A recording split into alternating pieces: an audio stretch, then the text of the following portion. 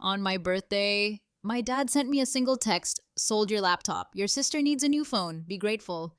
I stared at the message, then at the birthday cake, and I wondered, is this what love looks like? I spent my whole life trying to be acknowledged. But in my family, love always came with conditions, and the only birthday gift I got was a loss. Have you ever felt like you're not a child, but just a resource? I used to think enduring pain was part of being family, until I left. And everything started long before that birthday. I used to think my family was normal. My parents didn't hit me. They cooked meals, helped with homework. They always said, "We do this because we love you." But the price of that love was control. Every time I said no to something, they'd go silent for weeks. If I laughed too loud, wore the wrong clothes, or came home late, I was called rude, disrespectful, or worse, you're giving your mother a heart attack. I learned to stay quiet, to follow, to smile at the right time, not because I was a good kid, but because I was afraid of not being loved anymore. But there was one thing I never understood. Why did my younger sister get love without doing any of that? My sister is 3 years younger. She's mischievous, loud, messy, but always praised for being spirited. I always had to keep everything neat, tidy. Don't speak loudly. Don't upset mom. Every time she broke something, I got blamed. Mom said, "You're older, you should know better." One time I spent a week drawing a big picture, my own creation. I hung it up on my bedroom wall. That very night, my sister scribbled all over it with a marker. I screamed. For the first time, Dad didn't scold her. He ripped my drawing off the wall and threw it in the trash. Don't make a big deal over some silly picture. That was the first time I truly understood. In this house, my feelings didn't matter. When I was in middle school, I started doing odd jobs, delivering papers, babysitting yard work. I saved every penny, planning to buy an old camera to chase my passion. Before I could buy it, my dad found my wallet. He took all the money, said my sister needed new school shoes. Family means sharing. "You're being way too selfish." I stood there numb and hollow. I tried not to cry because I knew my tears wouldn't change anything. I started to question, maybe. Unconditional giving only went one way, from me to them. When I was 15, my school offered a free summer camp for top students. I got selected, and for the first time, I felt like I deserved it. I was so excited to prepare, but the moment Mom heard overnight camp, she froze. "You're a girl. You can't stay away from home." "We don't feel safe. Staying home is best." I said, "I'm not asking for money, just permission to go." That was the first time I pushed back. Mom yanked my backpack and threw it on the floor. "If you leave, don't bother coming back." I stayed home, not because I was scared, but because I knew if I left, I had nowhere to return to. That was the moment I realized my family didn't keep me with love. They kept me with fear.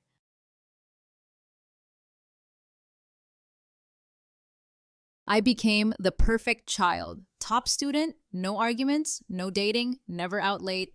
I smiled, nodded, followed every rule. Every time I got hurt, I'd whisper to myself, maybe I'm just too sensitive. I slowly disappeared. No more real emotions, only the version of me they would accept.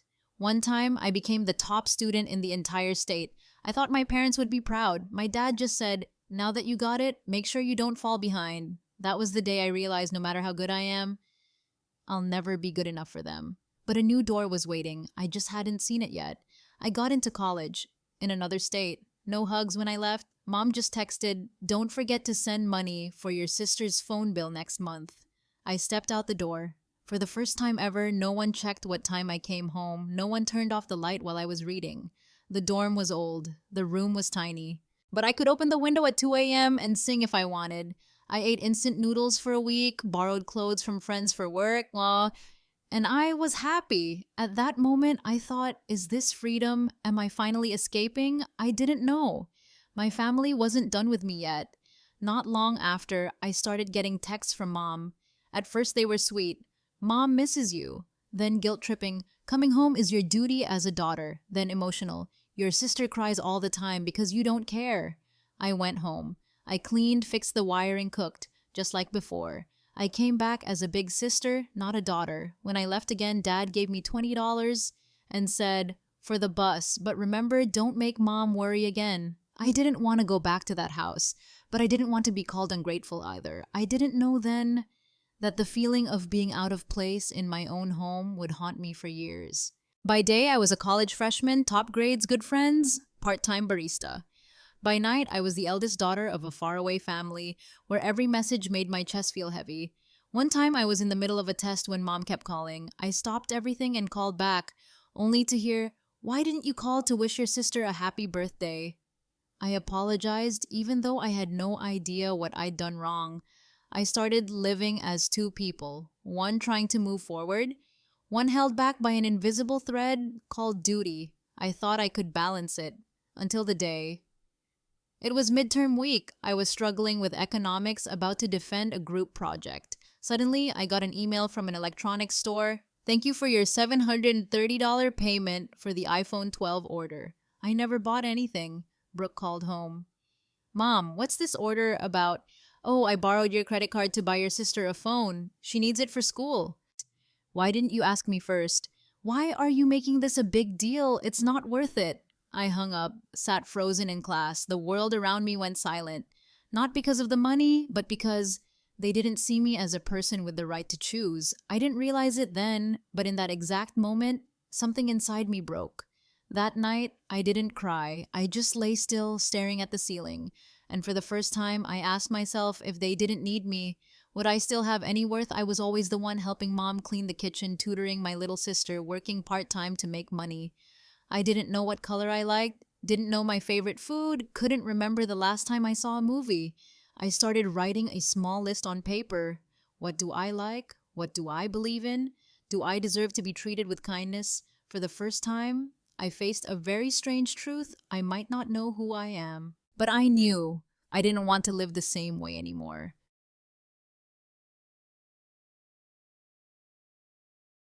In the days after that, I didn't call home, didn't send money, didn't text to ask if my sister had eaten. I felt guilty, but at the same time, I also felt light. I didn't know it was called setting boundaries. I just knew every time I put the phone down, my heart beat a little slower. I didn't tell anyone, didn't post anything online. The first awakening didn't come from light. It came from silence, from darkness, from the emptiness after so many years of filling up others. But that silence didn't last long. Part 13. When you stop obeying, they call it ungrateful. That week, I didn't call home. I read books, took walks, wrote the first few lines in my journal after 5 years. I thought maybe this is a fresh start, but then my phone buzzed. 8 missed calls, 12 messages, 1 email with the subject line in all caps, "Don't ever ignore your family like this again." I opened the last text. "Now that you're living comfortably, you forgot about us. I'm sick. Mom's crying. Dad's so upset he skipped dinner." I sank into my chair. It felt like someone had just poured a bucket of ice water down my back. I had only been at peace for a few days. I called back. Mom started crying from the very first second. "You've changed. You're not my daughter anymore. You used to be so warm. Your sister's sick and you didn't even ask once." I wanted to say I need rest too. I'm tired too. But before I could, Dad jumped in. "Don't learn that selfish Western way of living." For the first time, I realized my family didn't accept me. They only accepted the version of me that obeyed. And if I dared to change, then in their eyes, I was betraying them. That night, I couldn't sleep. I didn't cry. I wasn't angry. I just felt empty. I opened my laptop, typed a simple question: why do my parents make me so tired? The screen filled with results: golden child syndrome, emotional enmeshment, toxic family. I clicked on one article. The first sentence read, "Real love doesn't make you feel exhausted." I had lived 20 years inside a definition of love that had no real love in it. That night, I no longer saw myself as a bad daughter. I saw myself as an unnamed victim. I read every word. The more I read, the more my chest hurt. Not because it was wrong, but because it was so right about my life. They called it a toxic family. They called me the golden child, the one who must be perfect to keep the peace. I sat frozen for nearly 2 hours, didn't do my homework, didn't eat, didn't speak to anyone. I opened a new tab and searched student therapy services near me. I booked the first appointment of my life. I wasn't sure if I could say anything, but I knew if I didn't speak now, I might never dare to. I arrived 10 minutes early, not because I was excited, but because I was afraid. If I were late, I'd use it as an excuse to give up. I sat outside the counseling room, checked the clock every 30 seconds. My eyes started stinging, and I didn't even know why. When the door opened, the first person to look at me wasn't a doctor, wasn't a specialist. It was a woman who smiled and said, "Thank you for coming." I slowly stepped into the room. The door gently closed behind me. I'd never felt so welcome just for showing up without having to earn it. She didn't ask, "How are you?" Didn't ask, "How's your family?" The first thing she said was, "Are you tired from having to be this strong all the time?" I nodded, then shook my head and cried. I cried like I had never been allowed to. She didn't interrupt, didn't try to fix anything, just stayed silent and listened. A while later, she asked, "If you could be a child again, who would you ask to hold you first?" I couldn't answer. Not because I couldn't remember, but because I'd never had the right to choose. That therapy session ended after 50 minutes. I didn't say much, but when I walked out of that room, I felt lighter. For the first time, I didn't see myself as an ungrateful child. I saw myself as a child who'd never been held.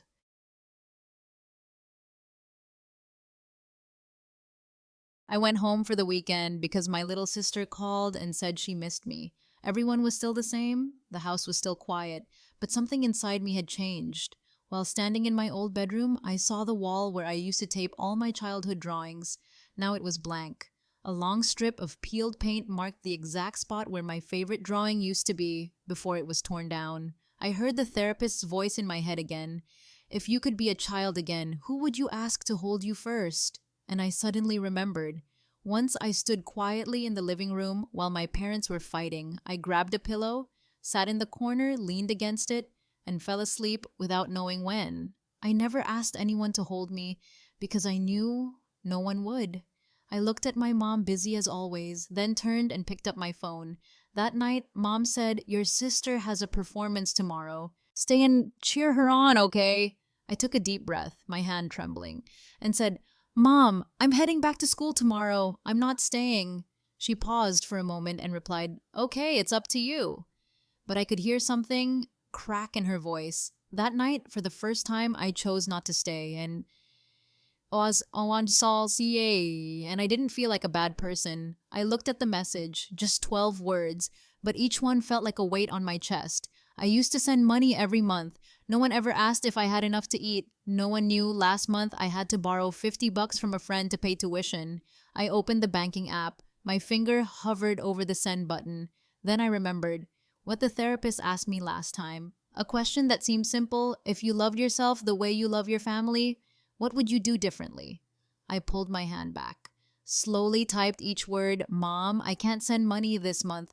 I need to cover food and tuition. I hope you understand." I hit send. No smiley face, no added apology. I was scared. But I did it because I knew if I don't protect myself, no one else will. Mom didn't reply to that message. Dad didn't call. My sister didn't text again.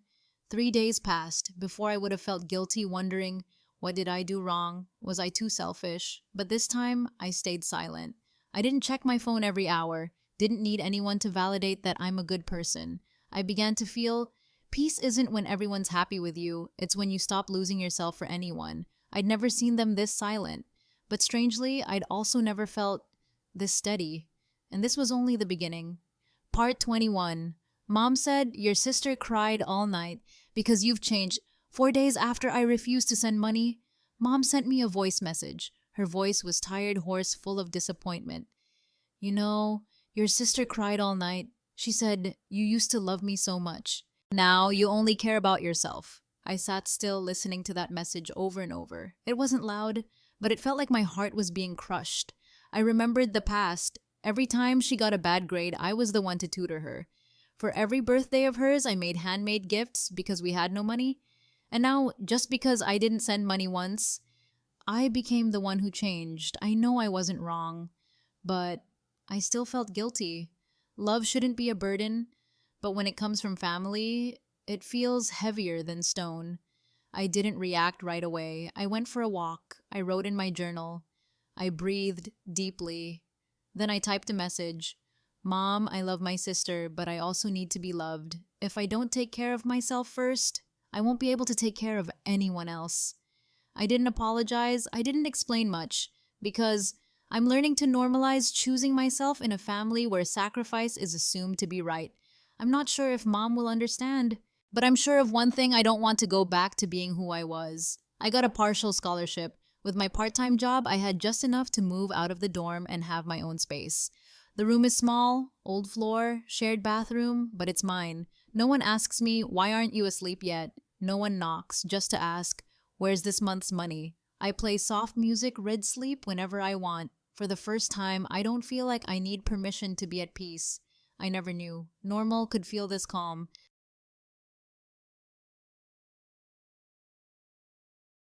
Mom video called on Friday night, like always, but this time she didn't ask what I'd eaten. She asked, "Is your place clean? Are your neighbors okay?" I said, "It's great, Mom. I cook for myself. Some work friends drop by too." Mom looked around through the screen, then said, "Living like this too long, you'll end up single. Women who live alone too long become selfish, you know." I understood. This wasn't concern anymore, it was checking up. A different form of control wrapped in a gentle tone. I didn't argue, I just ended the call earlier than usual, because now I know I don't need to win. I just need to keep myself. I had been in the same class as Ella since the semester started, but we rarely talked. One day it rained. I forgot to bring food. Ella pulled a sandwich from her bag and handed it to me. "This is extra. Take it, it's still warm." I fumbled for my wallet. "I'll pay you back." She laughed. "Come on, we're friends. Just eat it." I wasn't used to that kind of giving, with no strings attached. I grew up in a family where every favor came with an invisible bill, but that sandwich wasn't just warm. It taught me real kindness doesn't come with installments. I started hanging out with Ella and a few others more often. We formed a study group, took evening walks, occasionally watched movies at my place. I didn't need to lead the conversation. I didn't need to stand out. I just had to be there. No one asked, "Did you get a scholarship?" No one compared me to any little sister. I'd never been cared for like this. Small gestures, but expecting nothing in return. I used to think I was distant, cold, ungrateful, because that's what my family called me when I was tired. But here I'm just a tired person with the right to rest, and for the first time I wondered, maybe family doesn't have to be by blood. One sleepless night, I opened Google Docs. Wrote out the whole story, from the ripped drawing to the silent birthday message. I filmed the video, barely edited it. It was just me, sitting in front of the camera, saying, "I don't hate my family, but I need to save myself first." I hit upload. My hands shook for 10 minutes after. I was afraid people would think I was whining, afraid I'd be judged as ungrateful. But I knew, if I kept hiding, then kids going through the same thing would keep thinking they're the only ones who are wrong. I'm no longer speaking for my parents. I'm speaking for those who need to hear. 24 hours later, I opened the video again. Over 50,000 views, 2,000 comments, and all of them started with two words: "Me too." Me too. I was called selfish for wanting my own space. I once thought I was a bad child for not wanting to go home for the holidays. I cried over a birthday message with no words. I read every single one. Each word felt like a hand, reaching out, holding mine, from every corner of the world. I used to think I was alone, but turns out we just didn't have someone to speak up first, and maybe I don't need to find a new family. I'm building one, with truth, with connection, one person at a time. I knew this moment would come. Dad called, no greeting, no question, just one sentence. "Why did you post that stuff? You want the world to think your parents are monsters?" I tried to stay calm. "I only told my story. I didn't say anything false." "Then from now on, you're no longer my child." I didn't cry. I just stood still. It felt like the roots were pulled out of the ground, bare. I used to fear that sentence more than anything, but now I heard it and survived.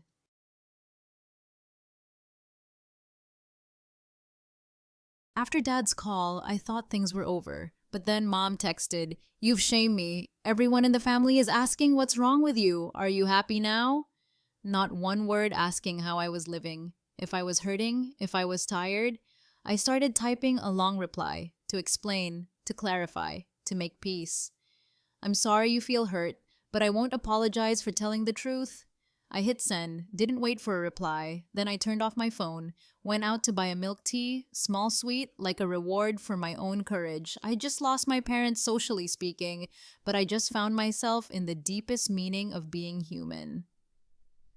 Part 31. I got a message from my sister. I had already blocked Dad on Facebook. Mom had stopped texting. I thought I've cut ties with the whole family. Until that afternoon. A message popped up from my sister, an old Instagram account with a name that simply read Fat Cat. Sis, I watched the whole video. I didn't know you went through so much. When I was little, I thought you were just distant, that you didn't love me. I froze. My hands were shaking, not from pain, but from hope, something I thought had long died inside me. Maybe I haven't lost everything. I thought my sister was the spoiled one. I thought she didn't care, that she was on our parents' side, but she kept texting. When Mom tore up your drawings, I saw it. When you stood crying outside the door, I was in my room. Mom told me, don't get involved, let her learn her lesson. I read each word like swallowing chunks of ice. Turns out, she wasn't free either. Turns out, in that house, I wasn't the only one hurt. There was another child being forced to look away. I always thought I was alone. But maybe we were both trapped. After that message, we met up. Neither of us knew how to start. No hugs, no tears, not right away. I asked, are you mad at me for putting everything online? She shook her head. At first, yeah, but the more I watched, I realized you were just telling the truth. The truth I never dared to say. I lowered my head. The tears came, not loud, but each drop heavy with the years we never looked at each other. I said, I'm sorry for thinking you were the loved one, and I wasn't. She shook her head, eyes red. I'm sorry too for staying silent so long. Sometimes the hurt doesn't come from the one who hits, but from being made to stand still and watch. She said when she was 13, the first time she ever said no to Mom over something small. That night, Mom came into her room and said just one thing. Don't pick up that stubborn attitude from your sister. Your sister always gives me heart attacks. I froze. Turns out in our house, I wasn't just a shadow. I was a living warning sign. She said, from then on, I was obedient. I nodded. I stayed quiet because I was afraid if I became like you, I'd be shut out from love. I hugged her, not like a big sister, but like two children finally allowed to curl up next to each other after years of being forced to turn away. We didn't blame each other anymore, because in the end, we were both victims of the same fear of being unloved. She told me that day that she didn't wait to grow up, didn't wait for anyone to change. She just stood up and spoke. Mom didn't look at her, but she kept talking. Mom, Brooke doesn't hate you. She just hurts. You never once asked her if she was in pain. Mom put the knife down. Her eyes flinched a little, but my sister didn't stop. She never complained, never ungrateful. She was just the first one brave enough to step outside this silence. The room went still, like it was the first time anyone dared to turn on the light, in a basement that had stayed dark for decades. And for the first time, I saw my little sister wasn't little anymore. She just did what no one in our whole family had ever dared to do, tell the truth to the one who gave us life.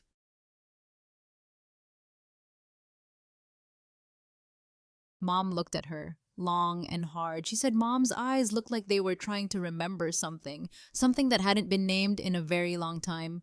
Then Mom cried, no screaming, no blaming, just cried, her hands shaking as if she too had just been freed from invisible chains.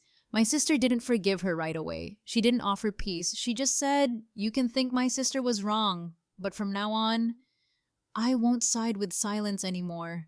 And maybe that was the first real step to building a real family. I heard her voice over the phone, not shaking, not breaking, just a voice, finally standing tall. Sis, I told her everything. Mom didn't argue. She just cried, then went quiet. I don't know how long I'd been holding my breath. Maybe I've waited my whole life for someone not to look away when I finally stood up. Footage Brooke hugging her phone to her chest, saying nothing, just smiling through quiet tears. I never asked her to do that, but she did. Not for me, but for herself. And that made me believe when one person dares to speak, there will be a second. And a third. I used to think love meant obedience, sacrifice, staying quiet to keep the peace. I used to think if I were good enough, obedient enough, kind enough, they'd love me. But now I know love isn't a reward. It's a space where you can breathe without bracing yourself. Maybe family isn't where we're forced to return, but where if we return, we don't have to become someone else. And if that place doesn't exist yet, I'll build it, one person at a time, one moment of not staying silent. That night, I invited 3 close friends to my new apartment. No blood ties, no one called me big sister, no yelling, no suspicious looks. Footage, everyone laughing, eating, joking, Brooke pouring water, pausing mid-movement just to watch everyone quietly. None of them asked me, why haven't you called home? Why haven't you forgiven faster? They only asked, do you have enough plates? Want another slice of cake? I used to think dinner was just a meal, but now I know. When someone looks at you without demanding anything, that's family. I don't need to be born again. I just need to sit down as a whole person. I used to think family is something you can't change. I used to think I was wrong for feeling tired of my own people. I used to think if I spoke up, no one would understand. But I was wrong. If you're staying silent inside your own home, if you thought you were the only one feeling suffocated, if you've been holding it all in so you wouldn't disappoint anyone. Black screen, white text fades in slowly, you are not alone. And you deserve to live as a whole person, without bracing, without asking permission. And if you're ready, start with one small thing. Write your name down again and hold on to it.